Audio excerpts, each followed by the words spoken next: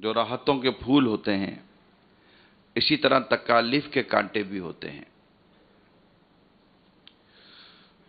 ہمارے ہاں اسلام و دین سے دوری کی وجہ سے بدقسمتی سے بہت سارے مسائل سے انسان دوچار ہے۔ میرا آج انشاءاللہ بعد نماز مغرب جو سلسلہ ہوتا ہے آؤ بھلائی کی طرف، مدنی چینل پر ہوتا ہے، یہاں سے مغرب پڑھتے ہی مغرب اب عشاء کی اذان تک کم و بیش یہ سلسلہ براہ راست مدنی چینل پر رہتا ہے۔ تو اس میں بھی انشاءاللہ آج اسی موضوع پر عرض کرنے کی حاجت ہے، لیکن اس وقت آپ کے پاس چونکہ حاضری ہوتی ہے تو اب تک بھی میں یہ کچھ مدنی پھول پہنچانا چاہتا تھا کہ زندگی میں جب پریشانی آئے، دقت آئے، دشواری آئے تو اس دقت اور پریشانی کی وجہ سے بندہ ہمت نہیں ہارتا۔ ابھی میں کرنٹ ایگزامپل دیتا ہوں آپ کو۔ آج یہ بتائیے کہ چند دنوں پہلے ہوا گرم تھی یا ٹھنڈی تھی؟ جی، ہوا گرم تھی یا ٹھنڈی تھی؟ اور اب کچھ بہتر ہے؟ کافی بہتر ہے یا نہیں ہے؟ گرم ہوا کس کے حکم سے چلی اور ٹھنڈی ہوا کس کے حکم سے چلی؟ سورج کا مالک کون ہے؟ وہ کس کے حکم سے گرمی دیتا ہے، کس کے حکم سے گرمی کم کرتا ہے؟ یہ بات ہم جانتے ہیں، لیکن جب زندگی کی گاڑی گرم ہواؤں کا شکار ہوتی ہے تو آدمی کہتا ہے گاڑی لے کے کود جاؤ، یعنی وہ خودکشی کر لیتا ہے۔ خودکشی حرام ہے، جہنم میں لے جانے والا کام ہے، یا پھر طرح طرح کی اور راستے نکال لیتا ہے۔ بعض اوقات وقتی طور پر انسان کو آزمائش آتی ہے۔ جو ہمارے بڑے بزرگ ہیں جن کی زندگیاں 60، 65، 70 سال سے گزر چکی ہیں، ان کی زندگی میں بہت سارے نشیب و فراز آ گئے، کہیں بیٹے تو کہیں بیٹیاں تو کہیں کیا تو کہیں کیا تو کہیں رزق کے مسئلے، کہیں کاروبار کے مسئلے، مگر وہ ڈٹے رہے اور اپنی زندگی کے دن بھی گزارتے رہے۔ آخر کار ایک عمر تک آ کر یہ پہنچ گیا۔ اب بھی بعض اوقات آزمائشیں آ جاتی ہیں، تو آزمائشوں کا انسان کی زندگی میں آنا یہ ایک نظام ہے، اس پہ تھکنا نہیں چاہیے، ہمت نہیں ہارنی چاہیے، اور اللہ کریم پر بھروسہ کرنا چاہیے۔ وہ ہمارا رب ہے، ہمارا مالک ہے، ہمارا مولا ہے، ہمارا پیدا کرنے والا ہے۔ رزق کا مالک وہی ہے۔ ہم لوگ کی دکان پہ تو لگاتے ہیں واللہ خیر الرازقین، اور وہی سب سے بہتر رزق دینے والا ہے، لیکن گھبراہٹ بھی اسی طرح کی ہوتی ہے۔ توکلت علی اللہ اتنا بڑا بورڈ لگا ہوتا ہے دکان پر، لیکن گھبراہٹ بھی جیسی تیسی ہو رہی ہوتی ہے۔ اب کیا ہوگا، اب کیا ہوگا، اب کیا ہوگا، کیا ہوگا؟ رزق اللہ دیتا ہے، رزق کا مالک اللہ ہے، وہی کرم کرنے والا ہے، وہی فضل فرمانے والا ہے۔ اگر کبھی زندگی میں دھوپ آئی ہے تو چھاؤں بھی وہی لائے گا۔ ایک بات بتاؤ، جب خوشی اور راحتوں کے دن شروع ہو جائے نا تو غموں کا انتظار کرنے کی عادت ڈالیں۔ میں آپ کو مشورہ دے رہا ہوں، کیونکہ جب اجالا آیا ہے نا تو اندھیرا تو آئے گا، اور جب اندھیروں میں گر جاؤ نا تو اجالے کی امید رکھو کہ جب اندھیرا آیا تو اجالا بھی ضرور آئے گا۔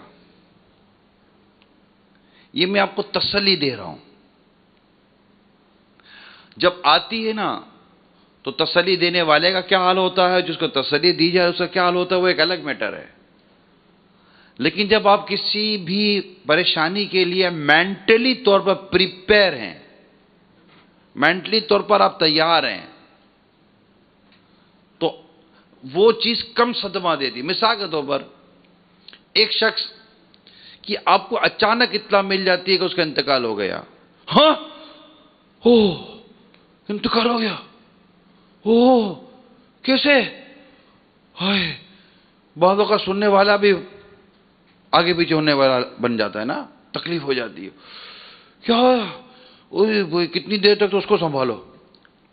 اور اگر اس کی بیماری کی, اس کی پریشانی کی, کبھی ہسپتال جا رہے ہیں واپس آ رہے ہیں, ہسپتال جا رہے ہیں واپس آ رہے ہیں, پھر آئی سی یو میں چلے گئے, پھر جنرل وارڈ میں آ گئے, اور 1-2 مہینے تک اگر ایسا ہوتا رہے کسی مریض کے ساتھ اور آپ کو اتنا ملے وہ انتقال کر گئے, اچھا چلو جو اللہ کی مرضی, بیچارہ ہے تو تھا تو تکلیف ہے, یوں کر کر ہم نکل جاتے ہیں. یہ ہے کیونکہ ایسے مریض کے لیے ہم آلریڈی مینٹلی طور پر کسی حد تک پریپیئر ہو چکے ہوتے ہیں. ہمیں چند مرتبہ پتہ چل چکا ہوتا ہے کہ یار یہ بس لگتا اب گئے. جب انسان اپنی کسی بھی پریشانی یا کسی بھی طرح کی چیزوں کے لیے کسی حد تک, میں نہیں کہتا 100%, کسی حد تک اگر مینٹلی طور پر پریپیئر ہونا تو اس کو فیس کرنا, اس کو سینے پر لینا اور اس میں ہمت و طاقت اور سمجھداری کے ساتھ نکلنا کسی حد تک آسان ہو جاتا ہے. اس لیے میں آپ کو عرض کر رہا ہوں کہ جب اس طرح کے حالات واقعات انسان کی زندگی میں جب ہوتے ہیں تو ہمیں ضبط کرنا چاہیے, صبر کرنا چاہیے, ہمت کے ساتھ رہنا چاہیے اور دوسروں کو بھی ہمت دلانی چاہیے. آدمی جب مریض کے پاس بھی جاتا ہے نا, اس کو یہ نہیں بولتا مریض کو کیا ہوا, ہر ڈاکٹر نے کینسر, کینسر بول دیا, کینسر بول دیا تم کو. کینسر میں تو لوگ طرف کے مرتے ہیں, کینسر میں تو لوگ بستر پہ پڑے رہتے ہیں, ان کے تو کمر پہ بھی دانے نکل آتے ہیں. ہاں کہ کینسر والے کو تو اتنی تکلیف ہوتی ہے, یوں اچھلتے رہتے ہیں. اس کو تو یہ بھی دیا جاتا, اس کو کینسر والا تو 20-25 لاکھ روپے قرضے میں چلا جاتا. تو گیا بھائی, تو مر جائے گا. اب اس کو جب اس طرح بولو گے تو وہ آپ بولنے کے وجہ بولو گے کوئی میرے لیے کام ہو تو بتانا, تو یہی بولے گا کہ آئندہ میرے پاس مت آنا. یعنی اتنے سخت مریض کو بھی ڈاکٹر بھی نہیں کہتا کہ بس آپ مرنے والے ہو, تسلیاں دی جاتی ہیں. گھروں میں بھی ایسے حالات واقع ہو جاتے ہیں. جھوٹی تسلی کی بات نہیں کر رہا, لیکن ایک نارملی شریعت جس کو پسند کرتی ہے اس طرح کی تسلی دینے کی بھی عادت بنائیں. خود نہ مطلب کہ وہ گر جائیں. بعضوں کی طبیعت ہوتی ہے, خون دیکھ کر ان کو چکر آ جاتے ہیں. تو اپنے اندر کسی بھی اللہ نہ کرے آنے والی کسی بڑی پریشانی, بڑی مصیبت, بڑی خبر کے لیے انسان مینٹلی طور پر تھوڑا پریپیئر رہتا ہے نا, تو خودکشی کی طرف نہیں جاتا, حرام موت کی طرف نہیں جاتا, اپنے بچوں کو قتل نہیں کرتا, خود کو قتل نہیں کرتا. اللہ کریم ہم سب کو خودکشی جیسی حرام موت سے محفوظ فرمائے, اور ہم سب کو اللہ کریم اپنی ذات پر صحیح معنی میں توکل عطا فرمائے. آمین بجاہ النبی الامین صلی اللہ تعالی علیہ وسلم. صلو علی الحبیب صلی اللہ تعالی علی محمد. الحمدللہ رب العالمین والصلاة والسلام علی سید المرسلین. اما بعد فأعوذ بالله من الشيطان الرجيم. بسم الله الرحمن الرحيم. الصلاة والسلام عليك يا رسول الله وعلى آلك وأصحابك يا حبيب الله. الصلاة والسلام عليك يا نبي الله وعلى آلك وأصحابك يا نور الله. نويت سنة الاعتكاف.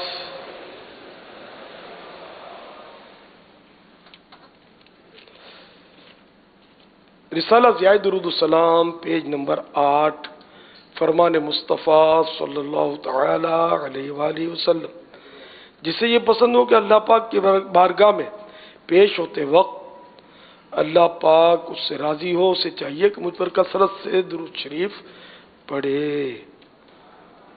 صلو علی الحبیب صلی اللہ تعالی علی محمد۔ 1439 ہجری کے ماہ رمضان المبارک کا آج 17واں روزہ ہے۔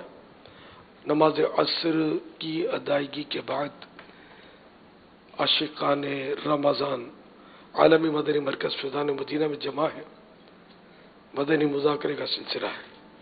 اب سوالات کیجیے، ہر سوال کا جواب وہ بھی بالصواب یعنی درست دے پاؤں یہ ضروری نہیں، بن پڑا تو عرض کرنے کی کوشش کی جائے گی، بھول کرتا پائیں فوراً میری اصلاح فرمائیں۔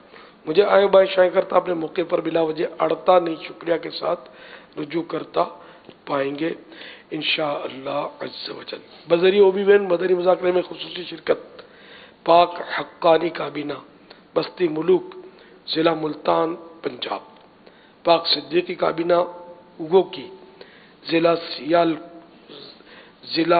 ضیا کوٹ اور بذریعہ انٹرنیٹ سردار آباد اور نہ جانے کہاں کہاں۔ صلو علی الحبیب صلی اللہ تعالی علی محمد۔ امیر سنت کی بارگاہ میں عرض یہ ہے کہ توبۃ النصوح کس طرح حاصل ہو، اس کا طریقہ ارشاد فرما دیں۔ توبہ اگر اپنی شرائط کے مطابق ہوگی، واقعی دل میں گہری ندامت ہوگی تو انشاءاللہ توبۃ النصوح بھی حاصل ہو جائے گی، یعنی باقی رہنے والی توبہ۔ تو اس میں یہ کہ توبہ جب بھی ہوگی جبکہ جو گناہ کیا، جو بھول ہوئی، اگر وہ گناہ ہے تو اس کو گناہ تسلیم کیا، دل میں یہ ہے بالکل فائنل کہ واقعی میرے سے گناہ ہو گیا ہے، اور توبہ کرتے وقت اس گناہ کا تذکرہ کرے، شرمندگی ہو، افسوس ہوگی میں نے کیا کر دیا، اور آئندہ نہ کرنے کا ایم ہو، پورا عزم ہو، پکا ارادہ ہو کہ اب میں نے یہ گناہ کرنا ہی نہیں ہے، یہ تب توبہ قبول ہوتی ہے۔ توبہ کے یہ ارکان ہے۔ تو ہمارے ایسا نہیں ہوتا، بندہ عام طور پہ گناہ کرتا ہے لیکن یا تو گناہ سمجھنے سے کتراتا ہے، یا وہ یار مجبوری ہے، سب لوگ کر رہے ہیں، چلو آئندہ دیکھیں گے، خیال رکھیں گے، مگر یار میں نہیں بچ سکتا۔ اس طرح کی باتیں کرنے والے کی توبہ نہیں ہے۔ اور پھر یہ بعض اوقات تو طے ہوتا ہے کہ آج گناہ کیا تو کل بھی کرنا تو کرنا ہے، جھوٹ تو بولوں گا میں، مجھے جھوٹ کے بغیر چلتا نہیں ہے، یہ ذہن بن گیا ہے، میرا مال ملاوٹ والا ہے، میں بولوں گا تو لوگ لیں گے نہیں، بول تو نہیں سکتا میں، یا اللہ میری توبہ۔ تو یہ توبہ تھوڑی ہے، نہیں، گناہ پہلے سے طے ہو کہ گناہ کرنا ہے، اور توبہ بھی کرے تو وہ تو ایسا ہے جیسے اللہ تعالیٰ سے مذاق مسخری کرنے والا۔ حدیث پاک میں ہی کہا گیا ہے کہ گناہ کے ارادے نہیں، گناہ کرنا ہے، یہ طے پھر بھی توبہ کر رہا ہے اسی گناہ سے، تو یہ ایسا ہے جیسے اللہ تعالیٰ سے ٹھٹا مسخری کر رہا ہے، اللہ تعالیٰ سے جوک کر رہا ہے، مذاق کر رہا ہے۔ دنیاوی مثال میں اس طرح آپ کو دے سکتا ہوں کہ جیسے کسی کی آپ کو کونی لگی، آپ نے دیکھا اس کی طرف، اس نے کہا سوری لیکن آپ تیار رہیے گا، ابھی میرے پاؤں آپ کا کچل دوں گا، پاؤں بھی پاؤں پر مارنے والا ہوں، اور ہو سکتا ہے گھونسا بھی آپ کو رکھ دوں میں۔ تو اب یہ آپ کا سوری کیا اس کو متاثر کرے گا جس کو آپ نے کونی ماری، کہ آپ تو بولتے ہیں میں گھونسا بھی ماروں گا، پاؤں بھی اپنے پاؤں سے کچلوں گا۔ تو اسی طرح یہ مثال دی سمجھا کر کہ اب آپ نے بولا اور پھر بولتا میں بعد میں بولوں گا تو اسے یا اللہ مجھے معاف کر دے، تیری نافرمانی تو کروں گا تو مجھے معاف کر دے، یا اللہ میں آپ کو، یا اللہ تجھے میں ناراض تو کرتا رہوں گا، معاف کر دے۔ تو یہ توبہ کیسی ہے؟ تو مذاق ہوا نا، جیسے وہ مثال دی میں نے کہ گھونسا ماروں گا، ویری سوری، لات بھی آ رہی ہے، تیار رہنا، ویری سوری۔ تو یہ تو سوری نہیں ہو، تو میرا مذاق اڑا رہے ہو تم۔ واللہ تعالی اعلم ورسولہ اعلم عز وجل وصلی اللہ تعالی علیہ وآلہ وسلم صلو علی صلی الحبیب اللہ تعالی علی محمد. یہ فرقان احمد کر کے ان کا آپ کے فیس بک پیج پر سوال آیا ہے. یہ کہہ رہے میرے دو سوال ہیں. پہلا سوال یہ ہے کہ اگر فجر کی اذان ہونے لگی اس وقت پانی وغیرہ پی سکتے ہیں؟ فجر کی اذان ہونے لگی ہے. بس وہی ہے کہ فجر کی اذان دینی ہوتی ہے صبح صادق کے بعد، سحری کا وقت ختم ہونے کے بعد. تو واقعی سحری کا وقت ختم ہونے کے بعد اذان فجر کی دی گئی ہے. جب تو روزے کا وقت، روزہ آ گیا، شروع ہو گیا، کھانے پینے کا وقت جاتا رہا. اب اگر کھائے گا یا پانی پیے گا، ایک قطرہ بھی پیے گا، روزہ ٹوٹ جائے گا. دوسرا سوال یہ ہے کہ اگر کسی کو پیسے قرض کے لیے دیے ہوں، کیا اس کا بھی زکوٰۃ نکالنی ہوگی؟ اس کی صورتیں ہیں. جی، اس کی بھی زکوٰۃ نکالنا ہوگی. یعنی اگر وہ رقم اتنی ہے کہ خود نصاب کو پہنچ جاتی ہے، یا اس کے پاس اتنی رقم پہلے سے موجود ہے کہ جس کو ملا کے نصاب تک پہنچ جاتی ہے رقم، تو اس رقم کے اوپر بھی زکوٰۃ فرض ہو جائے گی. البتہ دینا اس کے اوپر اس وقت لازم ہوگا جب یہ رقم قرض کی سے مل جائے گی یا نصاب کا 5واں حصہ اسے مل جاتا ہے. تو بہرحال اس رقم کے اوپر زکوٰۃ ہے. بہتر یہ ہے کہ جس وقت اس کے اوپر زکوٰۃ فرض ہوتی ہے اسی وقت اس رقم کی زکوٰۃ بھی نکال دے، ورنہ جب اسے ملے گی تمام سالوں کی ایک ساتھ اس کو نکالنا ہوگی، تو ہر سال اس کی زکوٰۃ نکالتے رہے. وہ بعض اوقات رقم ڈوب جاتی ہے، اس پر بھی زکوٰۃ کی صورت تو ہے. جب آئے جتنے سال چڑھ گئے زکوٰۃ دینی ہوگی.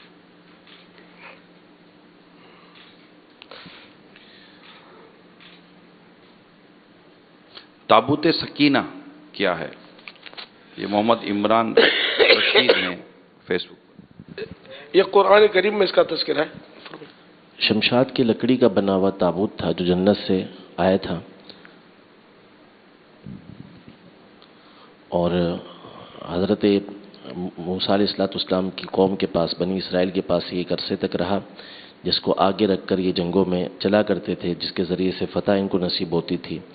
لیکن پھر ان کی بدعمالیوں کی وجہ سے قوم عمالیقہ اسے لے گئی. پھر دوبارہ ان کو ملا، لیکن پھر ان سے لے لیا گیا، اور پھر اس کے بعد اس کو اٹھا لیا گیا. پھر اس کے بعد اس کے بارے میں مختلف روایتیں ہیں کہ یہ کہاں پر موجود ہے. بعض روایتوں کے مطابق قرب قیامت میں امام مہدی کی آمد کے ساتھ یہ تابوت سکینہ بھی ملے گا. ابھی کہاں موجود ہے بھی یا نہیں، اس کے بارے میں مختلف قول ہیں. ماہنامہ فیضان مدینہ میں ایک شمارے کے اندر اس کی تفصیل چھپی تھی تابوت سکینہ کے حوالے سے کہ یہ ابھی دنیا میں اگر موجود ہے تو کہاں پر اس کے بارے میں کیا اقوال ہیں، لیکن ہے کہاں فی الوقت اس بارے میں کسی کو معلوم نہیں ہے. تابوت سکینہ میں بعض توریت شریف کی تختیاں ہیں، الواح توریت، اور موسیٰ علیہ السلام کے نالین پاک، بعض انبیاء کرام علیہ السلام کی تصاویر بھی اس میں ہے. اس وقت اس کا جواز تھا، جائز تھی. اور عصائے موسیٰ علیہ السلام بھی اس میں ہے. وہ پتھر مبارک ہے جو موسیٰ کلیم اللہ علی نبینا علیہ السلام کے کپڑے لے کر دوڑ گیا تھا. یہ معجزے کا ظہور ہوا تھا. تو اس طرح مطلب ہے کہ اس طرح کے تبرکات اس تابوت سکینہ میں ہے. اور اس کی برکتیں آپ نے سنی کہ اس کی برکت سے فتح حاصل ہوتی تھی. واللہ تعالی اعلم ورسولہ اعلم عز وجل وصلی اللہ تعالی علیہ وآلہ وسلم صلو علی الحبیب صلی اللہ تعالی علی محمد. یہ محمد الیاس جلالی نام سے ایک سوال آیا ہے. میں تھوڑا اپنے انداز سے پوچھ لیتا ہوں کہ موبائل کمپنی کے حوالے سے یہ پوچھ رہے ہیں کہ اکاؤنٹ میں، اگر موبائل کے اکاؤنٹ میں 1000 روپے بیلنس رکھنے پر کہہ رہے ہیں کہ کمپنی کی طرف سے روزانہ کچھ منٹ دیے جاتے ہیں اور بیلنس میں سے کوئی کٹوتی بھی نہیں ہوتی تو کیا وہ منٹ استعمال کرنا جائز ہے کہ نہیں؟ دارالفتہ اہل سنت کا فتویٰ یہ ہے کہ یہ جائز نہیں ہے، جائز نہیں ہے۔ نہیں ہے۔ صلو علی الحبیب صلی اللہ تعالی علی محمد۔ موبائل کی وہ کمپنیاں، جو میں مسلمانوں سے بات کر رہا ہوں، جو مختلف اکاؤنٹس یا مختلف پیکیجز اناؤنسڈ کرتی ہیں، مختلف آفرز اناؤنسڈ کرتی ہیں، اعلان کرتی ہیں اپنے یوزر کو، گزارش ہے کہ مہربانی کر کے اگر کوئی ایسی چیز آپ اناؤنس کرتے ہیں، نکالتے ہیں، تو اس کے لیے ایک شرعی رہنمائی لے لیا کریں۔ بہت ساری چیزیں جو آپ موبائل میں دیتے ہیں کہ اس کا کیا ہوگا، یہ ہارے گا، یہ جیتے گا، یا یہ ہوگا، یہ ہوگا، جواب دینے والے کے لیے آپ نے ایک انعام رکھا ہوا ہے، اور غلط وہ جواب دینے والے کی 5 روپے کٹ گئے، 10 روپے کٹ گئے، یا یہ کٹ گئے، تو اس میں جوئے کی صورتیں موجود ہیں۔ تو مہربانی کر کے، کیونکہ لوگوں کو پتہ نہیں ہوتا، ایک عام لوگوں کو بھی نہیں پتہ ہوتا کہ یہ جو میں موبائل پر جو میسج آیا، میں اس کا جو رپلائی کر رہا ہوں، تو یہ میں جوا کھیل گیا، کیونکہ اس کے پیسے وہ اگر وہ ہارے، پیسے تو کٹ ہی گئے اس کے۔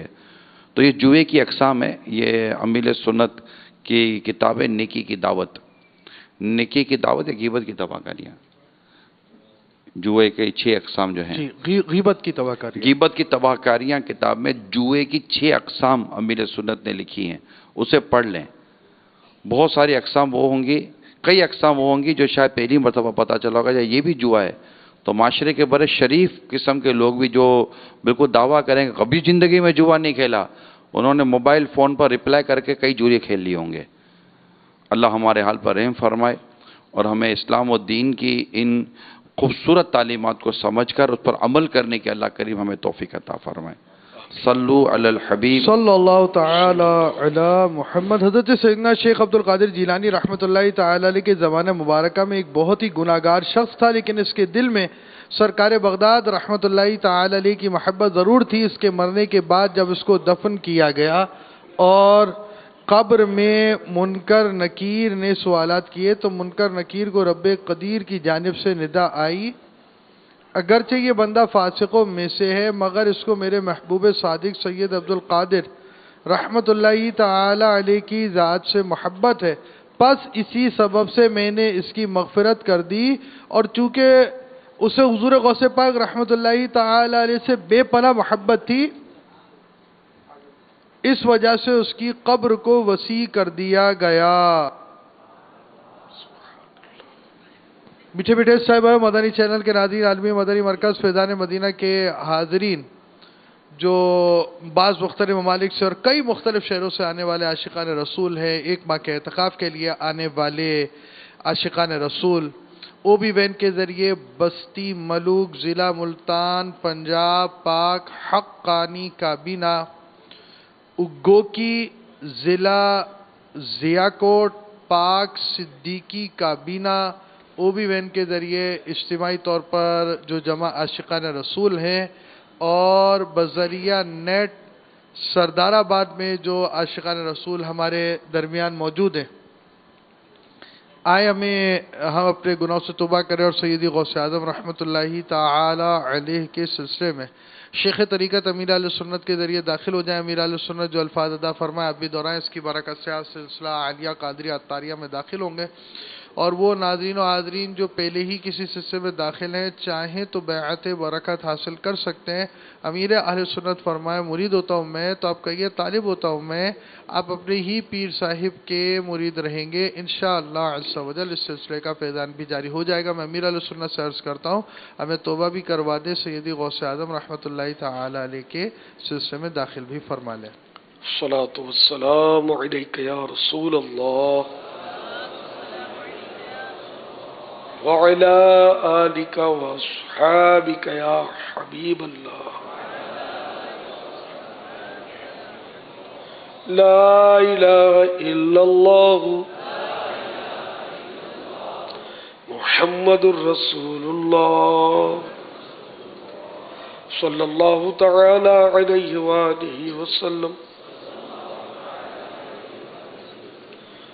توبہ کرتا ہوں میں اپنے تمام پچھلے گناہوں سے اور وعدہ کرتا ہوں میں کہ آئندہ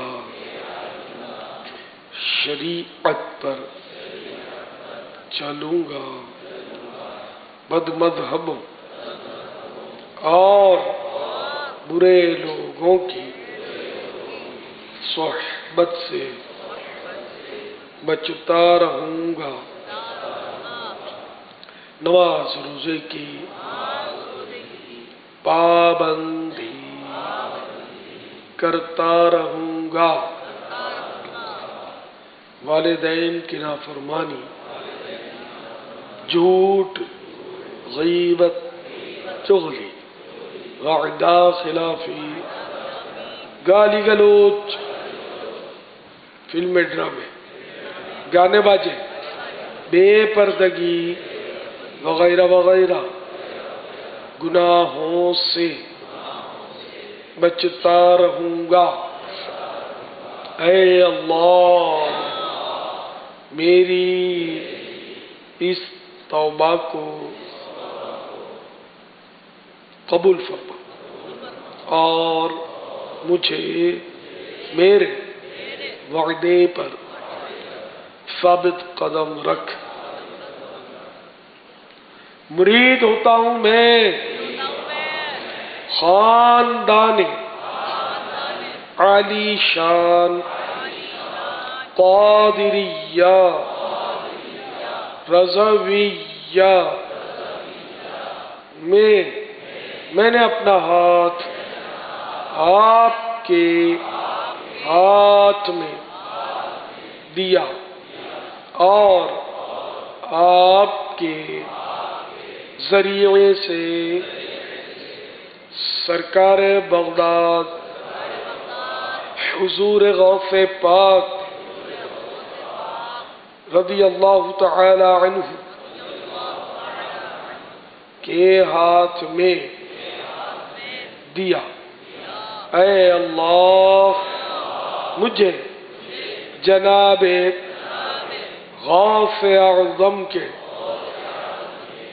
مریدوں میں قبول فرما اور کل قیامت میں غوث پاک کے غلاموں میں اٹھا۔ صلاۃ والسلام علیک یا نبی اللہ، والسلام علیک یا نبی اللہ، وعلی آلک واصحابک یا نور وعلی اللہ۔ آلک واصحابک یا نور اللہ۔ کینیڈا سے ایک سوال آیا ہے کہ وہ صبح اس طرح کہ وہاں ہمارے 7 بجے ہیں اور ابھی انہوں نے فیس بک پر ہی شاید ہمارا سلسلہ دیکھا ہے۔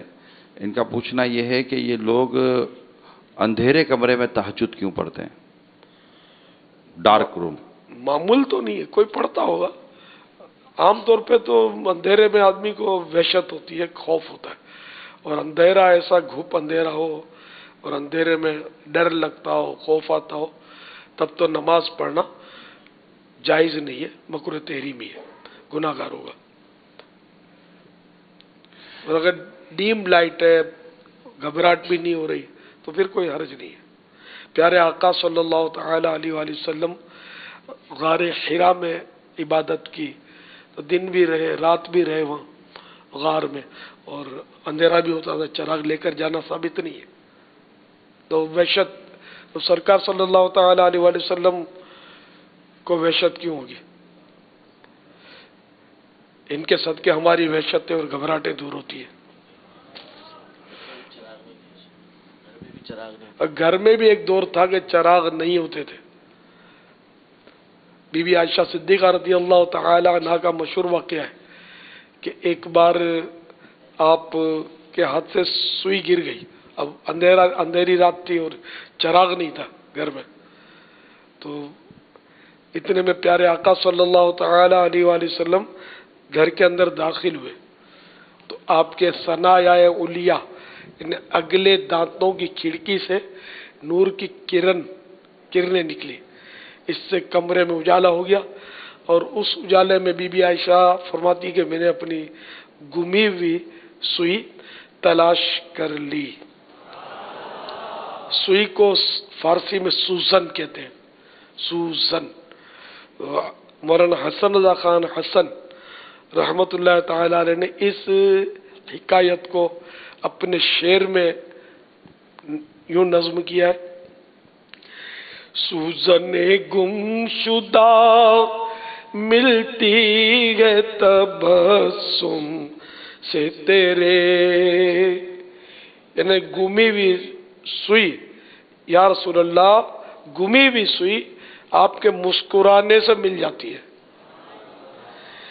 سوزن گم شدہ ملتی ہے تبسم سے تیرے،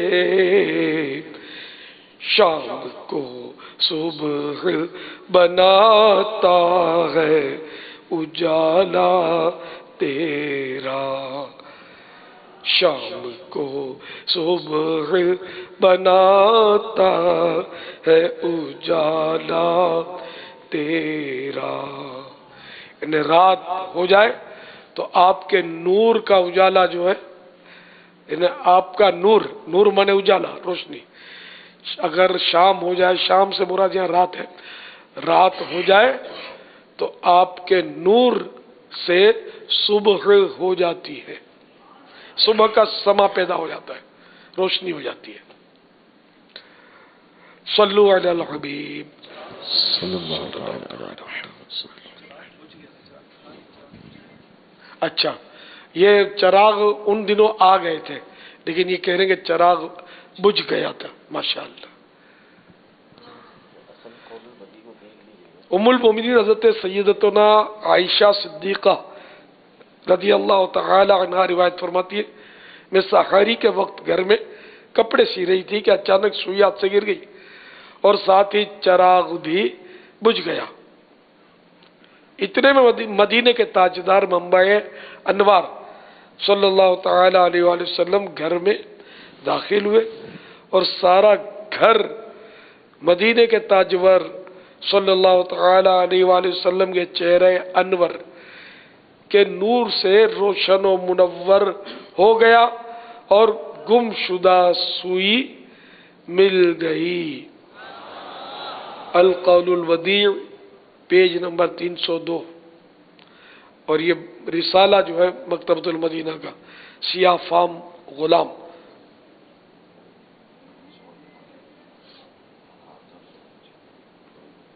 تو یہ حکایت وہاں وہ ہٹا کر یہ ڈال دیجیے گا.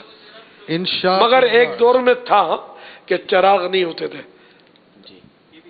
سرکار صلی اللہ تعالی علیہ وآلہ وسلم کے مکان عالی شان میں، تو اس وقت بھی نماز تو پڑھی جاتی تھی. صراحتاً حدیثوں کے اندر ہے کہ نماز پڑھنے کا حضرت میمونہ رضی اللہ تعالی عنہ نے ارشاد فرمایا، اور اس میں الفاظ ہی ہیں کہ ان دنوں گھروں کے اندر چراغ نہیں تھے. الفاظ ہی ہیں. اچھا، اندھیرے میں باپا معمولی اندھیرا اپنی جگہ، اصل میں اس کے جزیات تو ملتے نہیں ہیں اندھیرے میں. وہ بہت زیادہ ایسی وحشت کے جو نماز توڑنے پہ مجبور کر دے اور بندہ توجہ دے نہ پائے، تو ایسی صورت میں نماز کی کراہت کا قول کیا گیا ہے. جی میں نے کیا کہا، یہی کہا نا، وحشت ہوتی ہے. چاہے وحشت کی وہ ایک دم کیا ہے، بہت سخت گھبراہٹ ہوتی ہو، جبکہ نماز توڑنے پر بندہ مجبور ہو جائے، خوف زدہ ہو جائے، تو مکروہ تحریمی. اگر تھوڑی بہت گھبراہٹ ہوتی ہے تو مکروہ تحریمی نہیں ہے، اجازت ہے نماز پڑھنے کی. جزاک اللہ. ضلع سیالکوٹ پہ مدنی منع ہمارے ساتھ وہ پلے کارڈ اٹھائے ہوئے ہیں اور فیضان سخاوت عائشہ رضی اللہ تعالی عنہ جاری رہے گا، فیضان عائشہ صدیقہ رضی اللہ تعالی عنہ جاری رہے گا. اور کچھ شعر لکھا ہوا ہے انہوں نے، سلام کیا. اور فیضان شہدائے بدر جاری رہے گا انشاءاللہ عز و جل. اور ایک اور بھی آخر میں ایک آدھ پلے کارڈ اور بھی ہے، اور یہ ہمارے ساتھ شامل ہیں. ہم ایک سوال بھی چلا رہے ہیں اور ان کو مشورہ بھی دے دوں، آپ جب تک پڑھتے رہیں گے یہ بڑھتے رہیں گے. اس میں یہ ہے کہ بہتر یہ ہے کہ پلے کارڈ وائٹ ہو اور اس پہ لکھائی بلیک ہو اور موٹے قلم سے ہو، کم سے کم الفاظ ہوں تو دور سے پڑھنا آسان ہوگا۔ اب دیکھو یہ گلابی پلے کارڈ ہے، پنک، اور اس پر لکھا ہوا شاید ریڈ ہے، تو یہ پڑھا نہیں جا رہا۔ فیضان قرآن، پھر بھی فیضان قرآن آپ نے پڑھ لیا، مجھ سے نہیں پڑھا جا رہا تھا، نیچے اور بھی باریک حروف ہے، تو یہ فیضان قرآن جاری رہے گا۔ اب دیکھو کتنا زوم کرنا ہوا اس کو، نیچے پھر گڑبڑ ہو گئی۔ مدرسۃ المدینہ لنگر پور وال، اب بہرحال پڑھنے میں دشواری ہو رہی ہے، تو وائٹ کارڈ ہو، بلیک اور موٹے قلم سے لکھائی ہو اور کم سے کم الفاظ ہو، تو یہ پڑھنے والے کو، یعنی مقصد تو پڑھانا ہوتا ہے تو یہ حاصل ہوگا۔ فیضان شہدائے احد، شہدائے بدر جاری رہے گا۔ اچھا، اس میں بھی لکھنے میں بھی مدرسۃ المدینہ شنکر پور جمال پور، اچھا اس میں یہ کہ لکھائی بھی جس کا خط اچھا ہو، ہینڈ رائٹنگ اچھی ہو، اس کے ذریعے اگر لکھوایا جائے گا نا تو پڑھا جائے گا۔ یہ اصل لکھوانا پڑتا ہے پینٹر سے، صحیح اگر رزلٹ لانا ہو نا تو تھوڑا خرچہ کرنا پڑے، 150-200 روپے، اور پینٹر کو ہم لکھ کر دیں کاغذ پر، وہ اپنے ٹیکٹ ہوتا ہے ان کے پاس، وہ اس طرح لکھ کر دیں گے تو پھر جس کی آنکھیں کمزور ہو نا وہ بھی شاید پڑھ لے۔ میں اتنا خرچہ کرنے کی کیا ضرورت ہے، اتنی جو رقم اس پہ لگائیں گے، اگر کوئی اپنے جیب سے لگاتا ہے تو اس کو چاہیے کہ اتنے پھل وغیرہ افطاری لے کر کسی غریب کے گھر پہ، جن کو آپ جانتے ہو نا، ان کو دے آئے، ان کے بچے کھائیں گے، دعا دیں گے۔ اور دعوت اسلامی کے مدنی عطیات سے تو یہ کام ویسے بھی نہیں کرنے ہوتے، تو ظاہر یہ جیب سے ہی کرتے ہوں گے۔ ماشاءاللہ، چلو محنت کیے بیچارے کھڑے ہیں، دیکھیں۔ صلو علی الحبیب صلی اللہ تعالی علی محمد۔ عورتیں اپنے بالوں میں جوڑا باندھتی ہیں، سوال یہ تھا کہ کیا اس میں سر پر مسح ہو جائے گا؟ مسے کو تو ہونے کو تو ہو ہی جائے گا نا، بال تو موجود ہے۔ 1/4 سر کا مسا یہ فرض ہے، اور پورے سر کا مسا سنت المؤکدہ ہے۔ اب جوڑا تو سر سے جدا ہوتا ہے، اس کے بال تو الگ سے لٹکے ہوئے ہوتے ہیں۔ اچھا، اوپر کا جوڑا بھی بنتا ہے، یہ ہمبوڑا جو میمنی میں بولتے ہیں، وہ تو چوٹی ہوتی ہے ایک تو، اور نہیں جوڑا جو بالکل ہمبوڑا بنا دے گول گول۔ جوڑا تو چلو اب وہ جوڑا آج کل اوپر جو چڑھ جوڑا گیا ہوگا، پہلے ہم نے دیکھا پیچھے بناتے تھے جوڑا عورتیں، ہاں اب اوپر آ گیا ہے، پہلے نیچے ہوتا تھا، میں صحیح بولتا ہوں، اب پہلے نیچے، کیا کہنا آپ کا، پہلے پیچھے ہوتا تھا، اب ترقی ہو گئی ہے، بڑی بوڑھیاں اب بھی ہو سکتا ہے پیچھے کرتی ہوں، تو ہم آمبوڑو بولتے ہیں میمنی میں اس کو، اردو میں اس کو جوڑا۔ بہرحال یہ کہ اوپر ہو یا سائڈ پہ ہو تو جوڑے پر مسا ہو جائے گا نا، سنت ادا ہوگی، یعنی پانی تو جڑ تک پہنچانا ہوتا ہے نا، مسے میں کا جڑ تک پہنچانا ہوتا ہے، وہ تو اس میں غسل میں جڑ سمیت تو دھلنا ہوتا ہے پورا بال۔ مسے میں مسا اس کو بولتے ہیں کہ جس جگہ پر مسا کرنا مقصود ہے وہاں پانی کی تری پہنچ جائے، پانی کی تری، گیلا پانی، وہ حصہ گیلا ہو جائے، سمجھو تری پہنچ جائے۔ اب یہ تری آپ نے ہاتھ سے لگائی یا برسات سے ہوئی، بلکہ اگر شبنم سے ہو جائے، تری پہنچ جائے، شبنم شبنم کا تو وہ نہیں ہے، لیکن یہ فوگ جو ہے نا، وہ تو دھواں، وہ جو اچھا وہ جو ہو جاتا ہے نا پانی تو اس میں ہوتا ہے نا، اس کو فوگ کہتے ہیں۔ اوس تو اوس، ہاں یہی اوس، شبنم کا مختلف نام ہے، اس کا انگلش نام نہیں پتا۔ تو بہرحال یہ کہ شبنم بھی جن کو مانا پتا ہے شبنم کے، ان کے لیے گجراتی میں اس کو جھاکڑ بولتے ہیں، جھاکڑ، دھمس بھی بولتے ہیں. تو تری پانی کی پہنچنی یہ مطلب چاہیے، دھلنا ضروری نہیں ہے، مسئلے میں دھلنا نہیں ہے، تری پہنچنا ہے. اگر دھل بھی گیا تب بھی مسا تو ہو ہی گیا کہ تری تو پہنچی گئی. صلو علی الحبیب صلی اللہ صلی تعالی اللہ علی تعالی محمد. علی محمد. سوال یہ آیا ہے کہ اگر حضور اکرم صلی اللہ تعالی علیہ وسلم خواب میں تشریف لائیں تو کیسے پتہ چلے کہ حضور ہی تشریف لائیں؟ یا تو خود تعارف اپنا عطا فرمائیں کہ میں اچھا، یا کوئی تعارف کروا دے کہ یہ ہمارے آقا صلی اللہ تعالی علیہ وآلہ وسلم ہے، یا دل میں القا ہو، خواب ہی میں دل میں یہ بات آ جائے کہ یہ تو ہمارے آقا ہے صلی اللہ تعالی علیہ وآلہ وسلم. واللہ تعالی اعلم ورسولہ اعلم عز وجل وصلی اللہ تعالی علیہ وآلہ وسلم. صلو علی الحبیب صلی اللہ تعالی علی محمد. رحمتوں والا، برکتوں والا، پیارا پیارا مہینہ رمضان چل رہا ہے. ماہ رمضان میں قرآن پاک بھی نازل ہوا. پیارے میرا سنت قرآن پاک کی سورہ کوثر کی ہم تلاوت بھی کرتے ہیں اور ہم یاد بھی کرتے ہیں. آپ اس کا ترجمہ بتا دیں اور یہ کب نازل ہوئی؟ ماشاء اللہ. سورۃ الکوثر کا ترجمہ ہے کنزور ایمان. اے محبوب، بے شک ہم نے تمہیں بے شمار خوبیاں عطا فرمائیں، تو تم اپنے رب کے لیے نماز پڑھو اور قربانی کرو. بے شک جو تمہارا دشمن ہے وہی ہر خیر سے محروم ہے. شان نزول: جب سید المرسلین صلی اللہ تعالی علیہ وآلہ وسلم کے فرزند حضرت قاسم، فرزند میننگ سن، حضرت قاسم رضی اللہ تعالی عنہ کا وصال ہوا، یعنی انتقال ہوا، تو کفار نے اپنے آپ کو ابتر، تو کفار نے آپ صلی اللہ تعالی علیہ وآلہ وسلم کو معاذ اللہ ابتر یعنی نسل ختم ہو جانے والا کہا، اور یہ کہا کہ اب ان کی نسل نہیں رہی، کہ ان کے بعد اب ان کا ذکر بھی نہ رہے گا اور یہ سب چرچا ختم ہو جائے گا.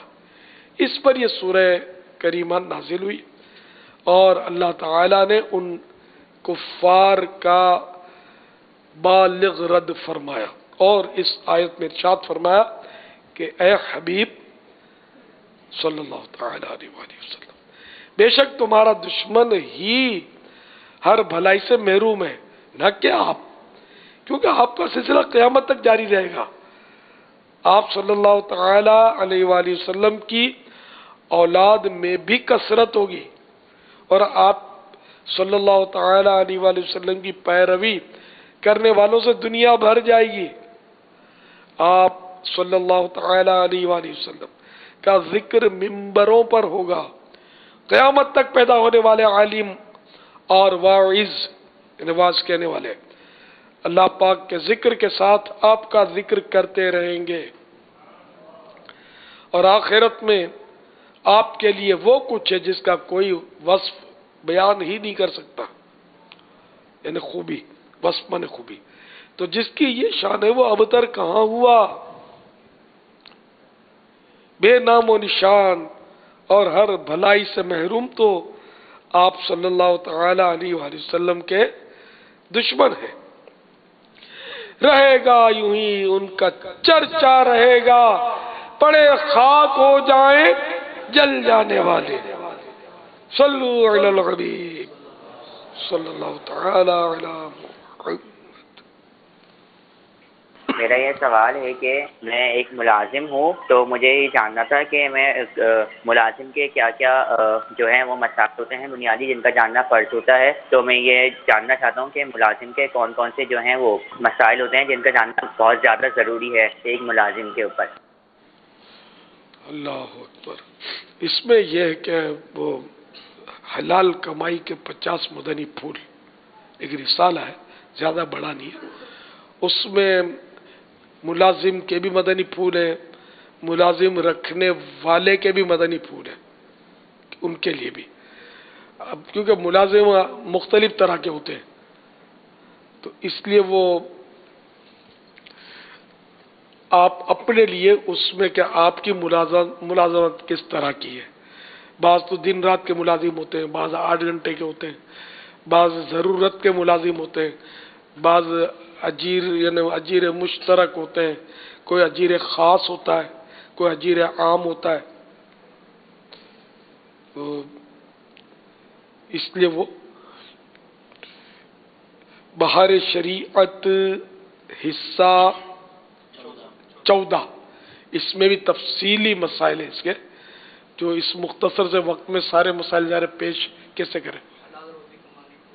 حلال روزی کمانے کے 50 مدنی پھول، وہ رسالہ آپ حاصل کر لیں یا ویب سائٹ پر دیکھ لیں۔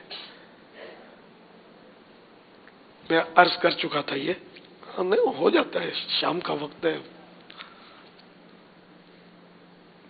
صلو علی الحبیب صلی اللہ تعالی علی محمد۔ احمد رضا آپ سے سوال یہ کر رہے ہیں کہ اگر کوئی وضو سے پہلے بسم اللہ الحمدللہ پڑھنا بھول جائے تو کیا وہ وضو کے درمیان میں پڑھ سکتا ہے؟ کیا اس کو فضیلت حاصل ہو جائے گی شروع میں پڑھنے سے حاصل ہوتی ہے؟ اصل وضو سے پہلے اللہ کا نام لینا یہ سنت المؤکدہ ہے، اور بسم اللہ یہ بھی اللہ کا نام لیا اس میں، تو بسم اللہ پڑھنا یہ مستحب، یعنی اس طرح اللہ کا نام لینا، ورنہ مطلقاً یعنی بالکل اللہ کا نام لینا یہ سنت المؤکدہ ہے۔ اور بسم اللہ نہ پڑھی تو اعضاء وضو کے گناہ تو جھڑتے ہیں، لیکن بسم اللہ پڑھنے سے پورے بدن کے گناہ جھڑ جاتے ہیں۔ تو اب یہ کہ بیچ میں بسم اللہ پڑھنا یاد بھول گیا کیا کریں؟ تو کھانے کا یہاں قیاس کیسے کریں وضو میں؟ جی جی اچھا، صراحت ہے کہ وضو بیچ میں یاد آیا تو کیا کریں؟ اب وضو کی تکمیل کیسے ہو اس کے؟ دوبارہ کریں بسم اللہ پڑھ کے شروع اس کی اصلاح کے لیے؟ اچھا جی اچھا تو اصول ہے اصل میں کہ فضیلت کے لیے نس الگ سے چاہیے ہوتی ہے، جی اصول ہے فضیلت کے لیے نس چاہیے ہوتی ہے الگ سے، تو اب یہاں پر جب پہلے ہی کے لیے نس ہے وہ تو کھانے کے لیے الگ سے ہے، جی تو یہاں پر نس یعنی قرآن و سنت کی کوئی نہ کوئی نسوات سے نس ہے، قرآن و حدیث کی دلیل نس بنے، نصوص اس کی جمع۔ اچھا ہاں تو بہرحال یہ کہ وہ تو اب بھی یعنی ایک پیچھے ہمارے اسلامی بھائی ہیں جو عالم ہیں وہ فرما رہے ہیں کہ اپنے بیچ میں اگر یہ بھول گیا تو نہیں پڑھ سکتا، فضیلت حاصل نہیں ہوگی، ہے نا؟ آپ مفتی صاحب بھی یہی فرما رہے ہیں، ٹھیک ہے؟ اس کو مطلب آپ بیچ میں پڑھنے سے وہ فضیلت لوٹے گی نہیں اس کی۔ اچھا، اب نئے سرے سے پڑھ کر وضو شروع کرے نہیں کرے اس کی بھی کوئی دلیل فی الحال نہیں ہے۔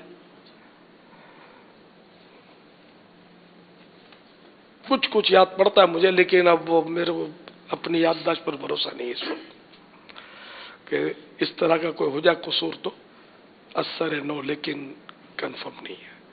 اب کہاں پڑھا یہ بھی نہیں یاد مجھے۔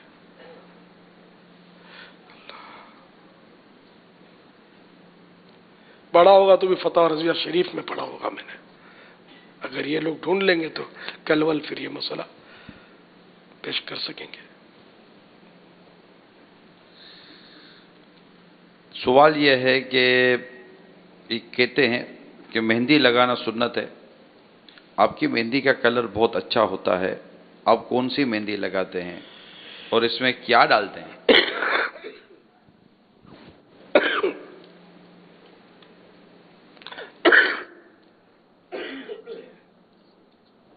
प्यारे आका सल्लल्लाहु तआला अलैहि वसल्लम के मुबारक बाल तो मुख्तलिफ यानी कि रिवायत है, इसमें गालिबन 19 तक की रिवायत है कि 19 बाल मुबारक सफ़ेद हुए।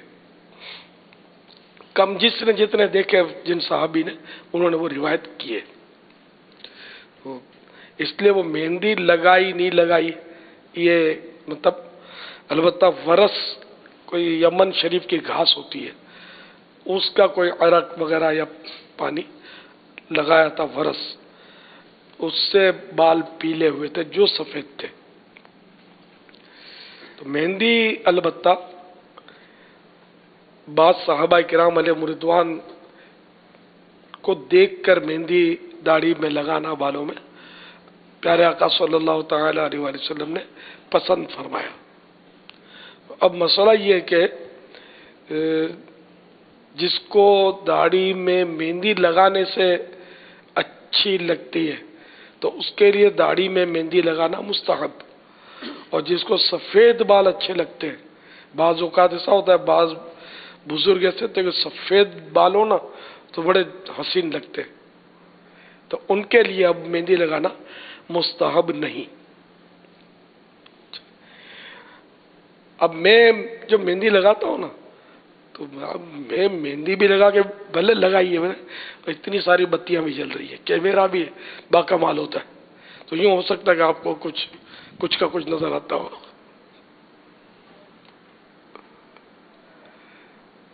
अब मैं मेहंदी फुला लगाता हूं बोलूंगा तो ये एडवर्टाइजमेंट हो जाएगी, ये मसला खड़ा होगा। लेकिन मैं मेहंदी लगाता हूं और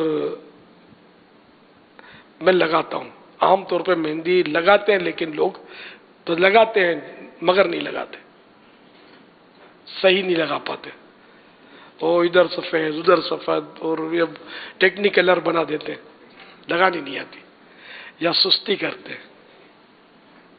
तो इसमें यह कि इधर ये जो साइडें मूंछें और ये इधर होंठ निचले होंठ के नीचे जल्दी सफेदी जाहिर होती है, सफेदी तो अंदर भी जाहिर होती है लेकिन छुपी भी होती है, ये साइडें नजर आती हैं सफेद, तो फिर ये मतलब मुनासिब नहीं लगता।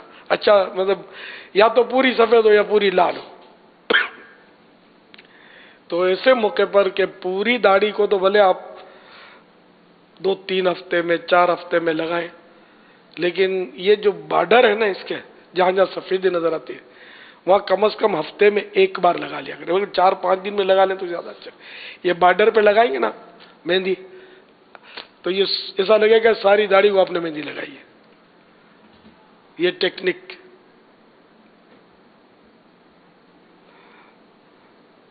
तो ये आप चाहें तो कर सकते हैं, तो आपको ये लगेगा यार बहुत अच्छी लगती है दाढ़ी, लाल दाढ़ी लगती है।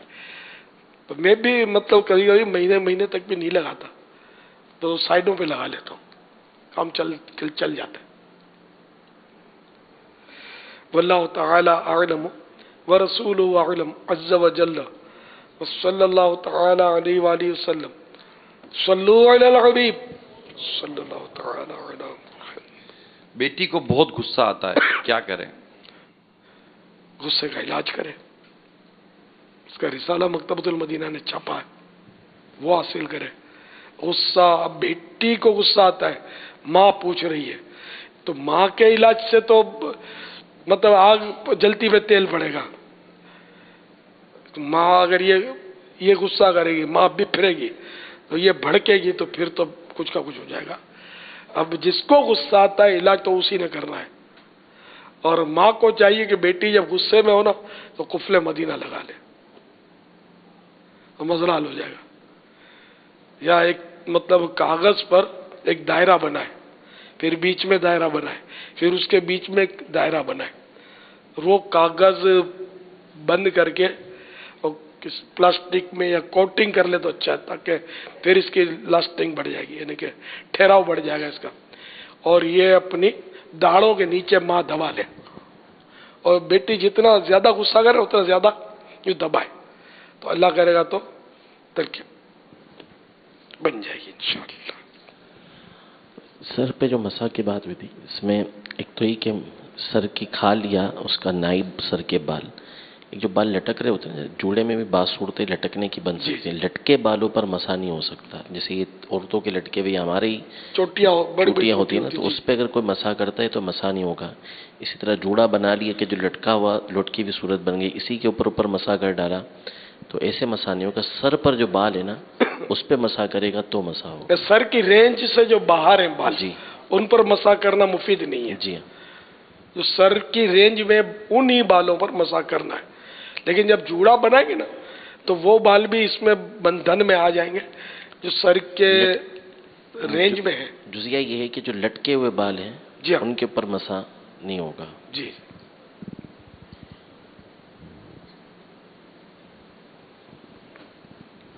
यानी असल हमने सर का मसा करना है, और जो जैसे जोड़ा वगैरह बन रहा है तो वो ऊपर करें, तो उसमें भी हमें लिहाज रखना होगा कि सर का मसा हो जाए। तो है थोड़ी इसमें गौर व फिक्र करने की जरूरत। सवाल चला रहे। जी। मैं हूँ शारजा में रहता हूँ, तो पाकिस्तान गया तो सवाल भेजा, तो मैंने लिखा फ्रॉम शारजा से। तो आया कि ये झूठ होगा, क्योंकि मैं वैसे तो शारजा में रहता हूँ, आर्जी तौर पर पाकिस्तान गया हुआ था। तो इस तरह कहना कैसा? वैसे तो यानी झूठ की जो डेफिनेशन है वो यही है कि ऐसी बात जो हकीकत से उलट हो। तो अब जब आए आप बाबुल मदीना में, कराची में, फिर है भी कराची के, समझे, या बहरहाल कहीं के भी हो, अब शारजा के परमानेंट तो वैसे भी नहीं है, लेकिन दुरुस्त यही है कि जहां से बोल रहा है वहां का बोले कि मैं फुला जगह से बोल रहा हूँ। अब अगर भूल में निकल गया कि शारजा से बोल रहा हूँ, तो फिर गुनाहगार नहीं होगा, इरादतन तो नहीं झूठ बोला ना। यहाँ फैजान मदीना में आते हैं, बोलते हैं हम जमजम नगर से बोल रहा हूँ, मैं मरकजुल औलिया लाहौर से बोल रहा हूँ, तो मुझे याद दिलाना पड़ता है। ये खुसूसी जो मदीनी मुज़ाकरा होता है ना, जो लाइव नहीं होता है, तो है ना, मतलब बाजू का ठीक ठाक चुटकुले बनते हैं, क्या क्या बोल रहे होते ये। तो मैं फिर इनको ले आता हूँ कि भाई आप कहाँ हैं अभी फैजान मदीना में, वापस तो कहाँ निकल जाते हैं, वहां से बोल रहा हूँ, यहाँ से बोल रहा हूँ। घबराहट में भी बात हो जाता है। तो अब बेचारों की नीयत नहीं होती, ना पता होता है, उन मुंह से निकल जाता है, तो इसको गुनाह भरा झूठ नहीं कहेंगे।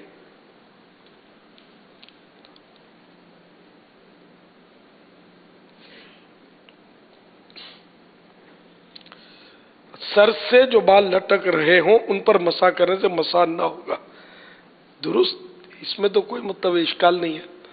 इश्काल इसमें है कि जूड़ा बनाया तो अब सर की रेंज में जो बाल हैं वो भी उसकी लपेट में आ गए, तो इस पर तरी पहुंचेगी नहीं सर, यहाँ ये इश्काल है।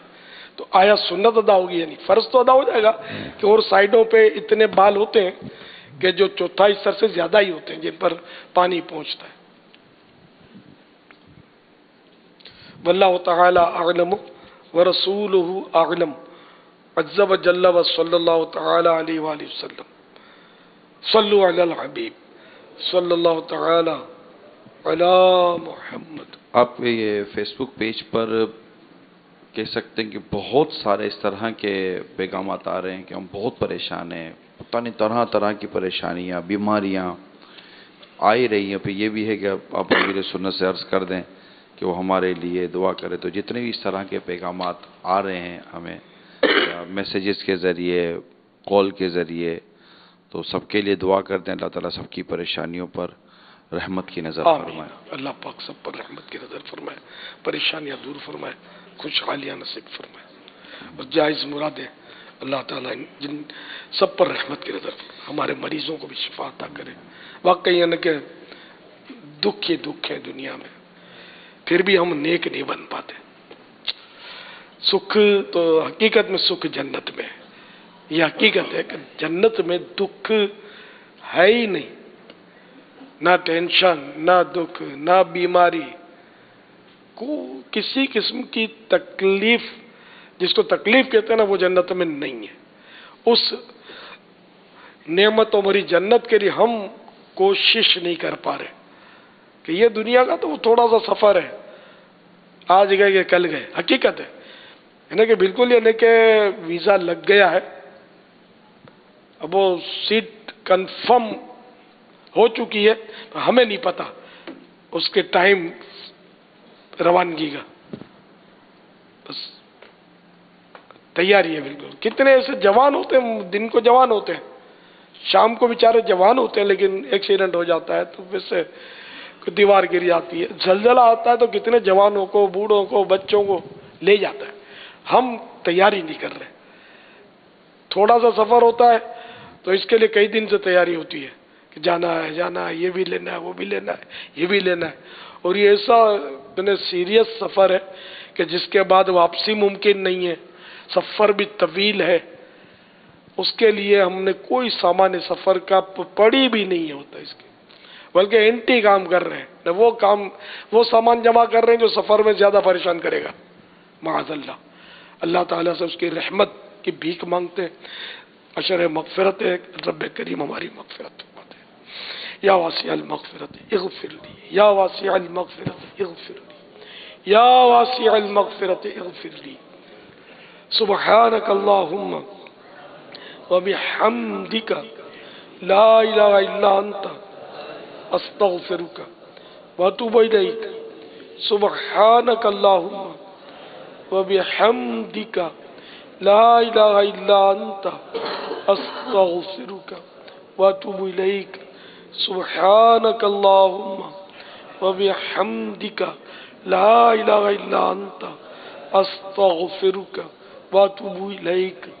सल्लल्लाहु तआला अला मुहम्मद। मीठे मीठे और प्यारे प्यारे इस्लामी भाइयों, अब माह रमज़ान के कमो बेश 12 रोज़े रह गए हैं और अन करीब अब ये है कि अशरा मग़फ़िरत भी हमसे रुख़सत हो जाएगा।